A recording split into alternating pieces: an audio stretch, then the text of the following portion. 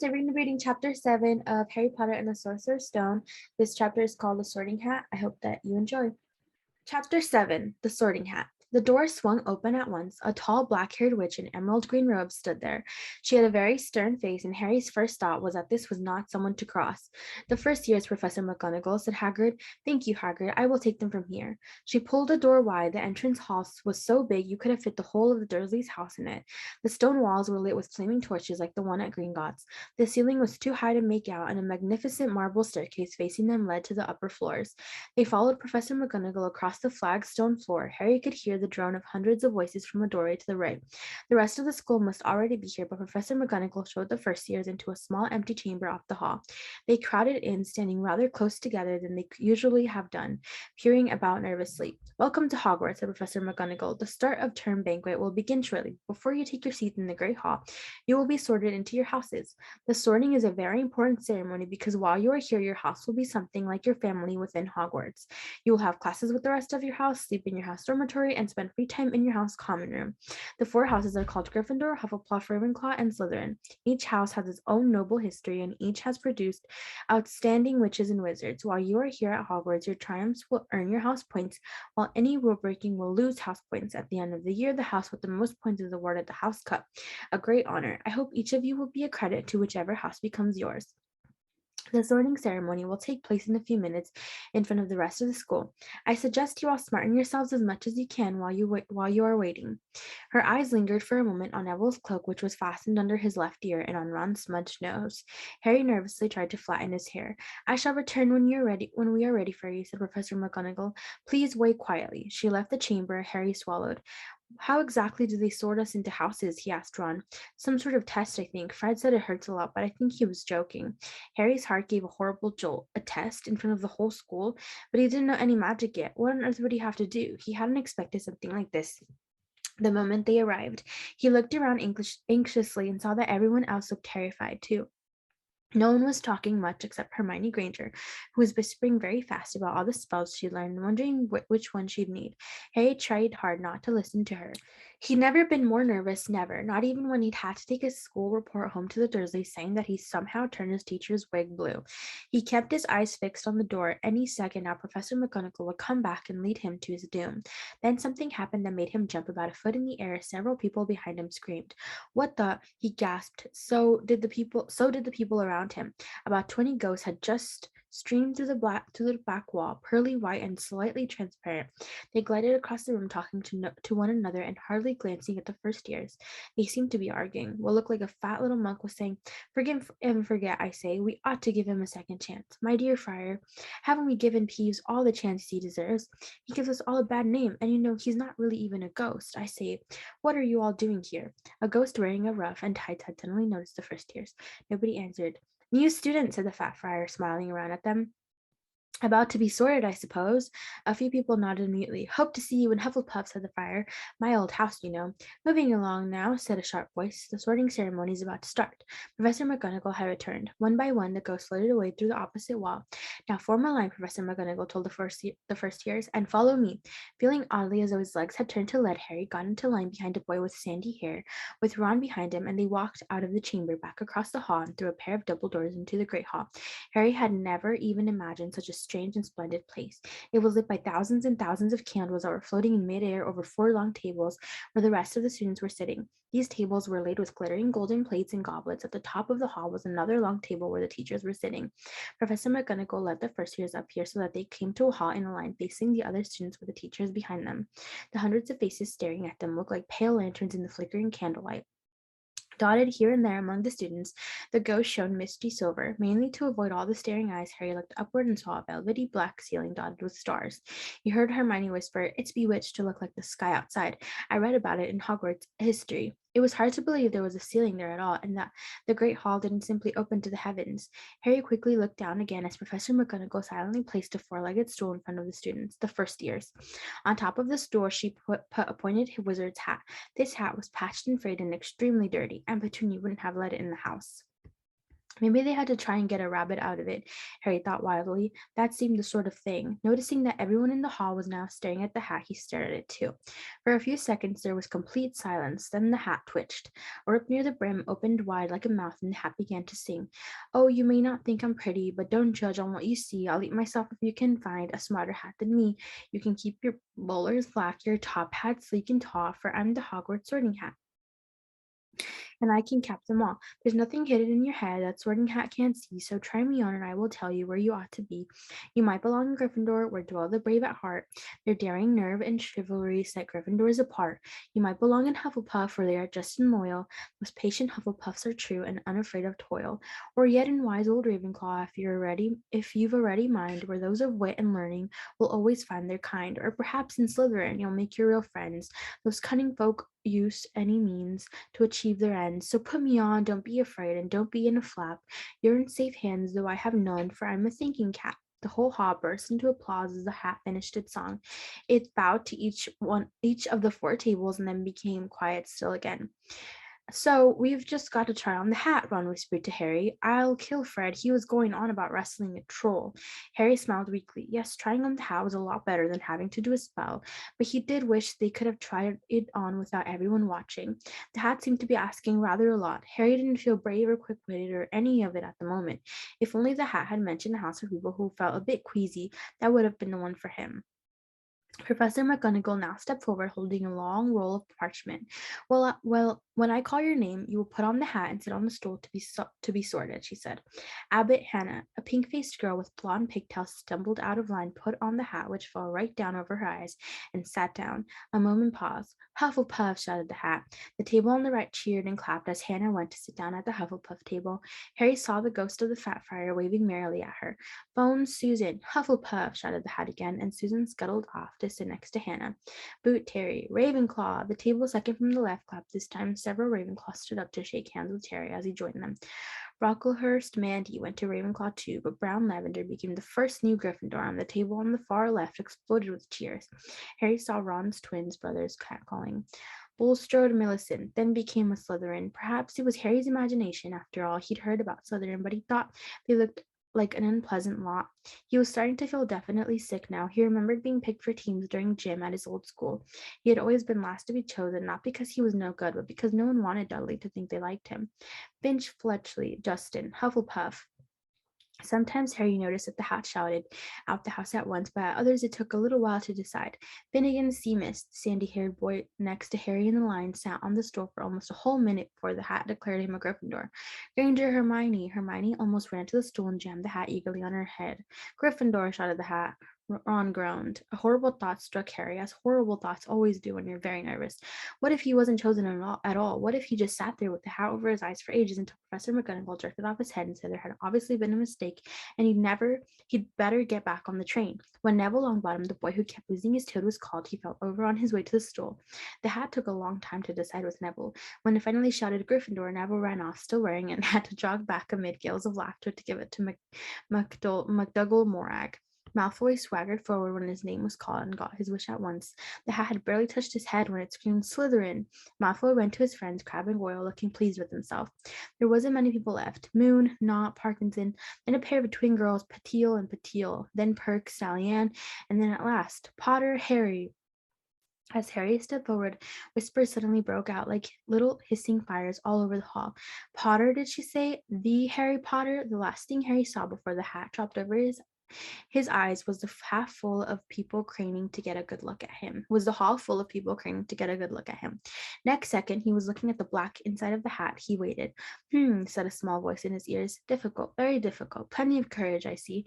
Not a bad mind either. There's talent. Ah, my goodness, yes. And a nice thirst to prove yourself. Now that's interesting. Where shall I put you? Harry gripped the edges of the stool and thought, not Slytherin, not Slytherin, not Slytherin, eh? Said the small voice. Are you sure? You could be great. You know, it's all here in your head, and Slytherin will help you on the way to greatness. No doubt about that. No, well, if you're sure. Better be Gryffindor. He heard the hat shout the last word to the whole hall. He took off the hat and walked shakily towards the Gryffindor table. He was so relieved to have been chosen and not put in Slytherin, he hardly noticed that he was getting the loudest cheer yet. Percy the prefect got up and shook his hand vigorously while the Weasley twins yelled, "We got Potter! We got Potter!" Harry sat down opposite the ghost in the rough he'd seen earlier. The ghost patted his arm, giving Harry the sudden horrible feeling he'd just plunged into a bucket of ice-cold water. He could see the high table properly now. At the end nearest him sat Hagrid, who caught his eye and gave him the thumbs up. Harry grinned back, and there in the center of the high table in a large gold chair sat Albus Dumbledore. Harry recognized him at once from the card he'd gotten out of the chocolate frog on the train. Dumbledore's silver hair was the only thing in the hall that shone as brightly as a ghost. Harry spotted Professor Quirrell, too, the nervous young man from the leaky cauldron. He was looking very peculiar in a large purple turban. And now there were only 3 people left to be sorted. Thomas Dean, a black boy even taller than Ron, joined Harry at the Gryffindor table. Turpin Lisa became a Ravenclaw. Then it was Ron's turn. He was pale green by now. Harry crossed his fingers under the table, and a second later the hat shouted, "Gryffindor!" Harry clapped loudly with the rest as Ron collapsed into the chair next to him. "Well done, Ron. Excellent," said Percy Weasley pompously across Harry as the beanie Blaze was made a Slytherin. Professor McGonagall rolled up her skull and took the sorting hat away. Harry looked down at his empty gold plate. He had only just realized how hungry he was. The pumpkin pasty seemed ages ago. Albus Dumbledore had gotten to his feet. He was beaming at the students, his arms open wide as if nothing could have pleased him more than to see them all there. "Welcome," he said. "Welcome to a new year at Hogwarts. Before we begin our banquet, I would like to say a few words, and here they are. Nitwit, Blubber, Oddment, Tweak. Thank you." He sat back down. Everybody clapped and cheered. Harry didn't know whether to laugh or not. "Is he a bit mad?" he asked Percy uncertainly. "Mad," said Percy airily. "He's a genius, best wizard in the world. But he is a bit mad, yes. Potatoes, Harry?" Harry's mouth fell open.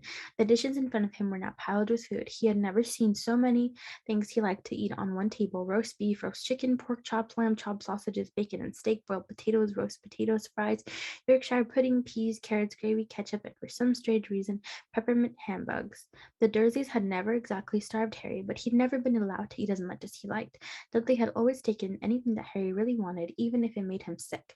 Harry piled his plate with a bit of everything except the peppermint and began to eat. It was all delicious. "That does look good," said the ghost in the rough, sadly watching Harry cut up his steak. "Can't you?" "I haven't eaten for nearly 500 years," said the ghost. "I don't need to, of course, but one does miss it. I don't think I've introduced myself. Sir Nicholas de Mimsy Porpington, at your service, resident ghost of Gryffindor Tower." "I know who you are," said Ron suddenly. "My brothers told me about you. You're nearly headless Nick. I would prefer you to call me Sir Nicholas de Mimsy," the ghost began stiffly, but sandy-haired Seamus Finnegan interrupted. "Nearly headless? How can you be nearly headless?" Sir Nicholas looked extremely miffed, as if their little chat wasn't going all the way he wanted. "Like this," he said irritably. He seized his left ear and pulled. His whole head swung off his neck and fell onto his shoulder as if it was on a hinge. Someone had obviously tried to behead him, but not done it properly. Looking pleased at the stunned look on their faces, nearly headless Nick flipped his head back onto his neck and coughed and said, "So, you Gryffindors, I hope you're going to help us win the house championship this year. Gryffindors have never gone so long without winning. Slytherins have got the cup 6 years in a row. The Bloody Baron's becoming almost unbearable. He's the Slytherin ghost." Harry looked over at the Slytherin table and saw a horrible ghost sitting there with blank, staring eyes, a gaunt face, and robes stained with silver blood. He was right next to Malfoy, who Harry was pleased to see didn't look too pleased with the seating arrangements. "How did he get covered in blood?" Seamus with a great interest. "I've never asked," said nearly headless Nick delicately. When everyone had eaten as much as they could, the remains of the food faded from the plates, leaving them sparkling clean as before. A moment later, the dessert appeared. Blocks of ice cream in every flavor you could think of: apple pies, treacle tarts, chocolate eclairs, and jam donuts, trifles, strawberries, jello, rice pudding. As Harry helped himself to a treacle tart, the talk turned into to their families.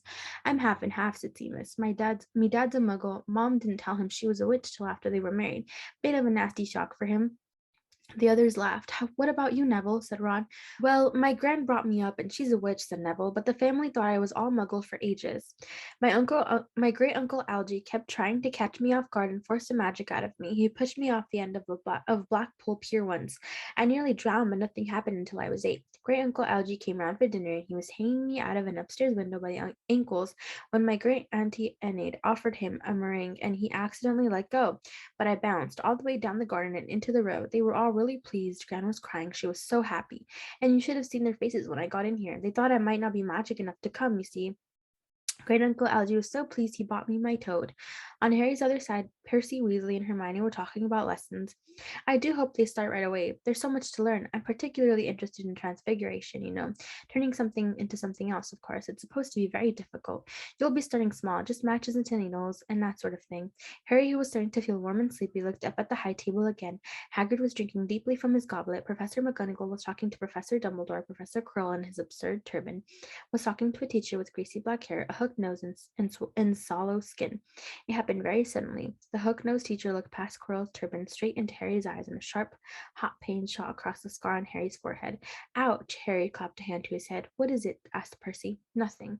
The pain had gone as quickly as it had come. Hard to shake off was the feeling Harry had gotten from the teacher's look, a feeling that he didn't like Harry at all. Who's that teacher talking to Professor Quirrell? He asked Percy. Oh, you know Quirrell already, do you? No wonder he's looking so nervous. That's Professor Snape. He teaches potions, but he doesn't want to. Everyone knows he's after Quirrell's job. Knows an awful lot about the dark arts, Snape.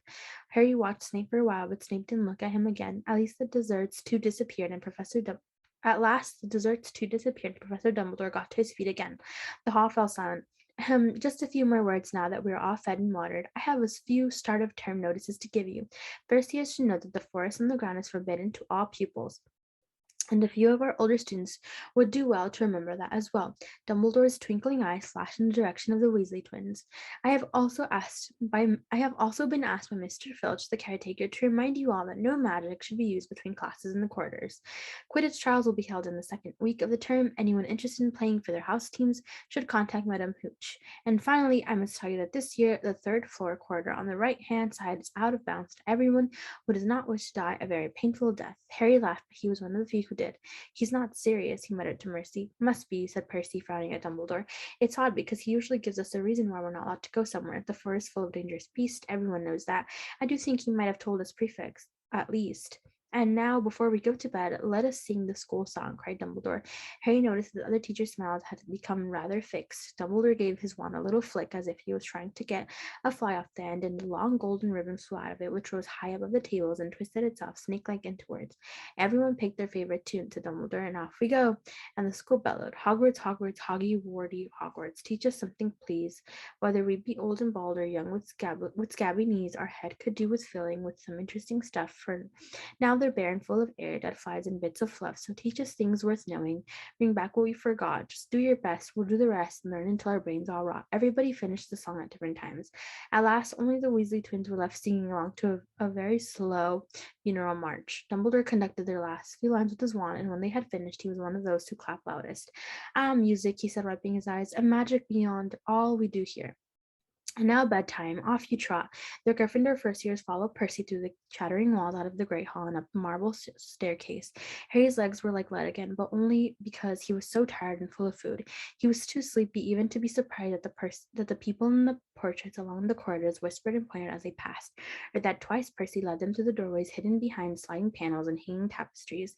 They climbed more staircases, yawning and dragging their feet, and Harry was just wondering how much farther they had to go when they came to a sudden halt. A bundle of walking sticks was floating in midair ahead of them, and as Percy took a step toward them, they started throwing themselves at him. Peeves, Percy whispered to the first years. A poltergeist, he raised his voice. Peeves, show yourself. A loud, rude sound like the air being let out of a balloon answered. Do you want me to go to the Bloody Baron? There was a pop, and a little man with wicked dark eyes and a wide mouth appeared, floating cross-legged in the air, clutching the walking sticks. Ooh, he said with an evil cackle. Ickle firsties, what fun! He swooped suddenly at them. They all ducked. Go away, Peeves, or the Baron will hear about this. I mean it, barked Percy. Peeves stuck out his tongue and vanished, dropping the walking sticks on Neville's head. They heard him zooming away, rattling coats of armor as he passed. You want to watch out for Peeves, said Percy as they set off again. The Bloody Baron's the only one who can control him. He won't even listen to us prefects. Here we are. At the very end of the corridor hung a portrait of a very fat woman in a pink silk dress. Password, she said. Caput Draconis, said Percy, and the portrait swung forward to reveal a round hole in the wall. They all scrambled through it. Neville needed a leg up and found themselves in the Gryffindor common room, a cozy round room full of squashy armchairs. Percy directed the girls through one door to the dormitory and the boys through another. At the top of a spiral staircase, they were obviously in one of the towers. They found their beds at last. 5 4-poster posters hung with deep red velvet curtains. Their trunks had already been brought up. Too tired to talk much, they pulled on their pajamas and fell into bed. Great food, isn't it? Ron muttered to Harry through the hangings. Get off, Scabbers. He's chewing my sheets. Harry was going to ask Ron if he'd had any of the treacle tart, but he fell asleep almost at once. Perhaps Harry had eaten a bit too much because he had a very strange dream. He was wearing Professor Quirrell's turban, which kept talking to him, telling him he must transfer to Slytherin at once because it was his destiny. Harry told the turban he didn't want to be in Slytherin. It got heavier and heavier. He tried to pull it off, but it tightened painfully, and there was Malfoy laughing at him as he struggled with it. Then Malfoy turned into the hook-nosed teacher, Snape, whose laugh became high and cold. There was a burst of green light, and Harry woke, sweating and shaking. He rolled over and fell asleep again, and when he woke the next day, he didn't remember the dream at all. Okay, members, so I'm going to be reading off 3 comprehension questions, and please answer them down below if you can. So, number 1, what assigns the first year students to their houses? Number 2, what were the 4 Hogwarts houses? And number 3, what house did the hat want to assign to Harry first? So I hope that you guys enjoyed this chapter and stay tuned for the next chapter. Bye.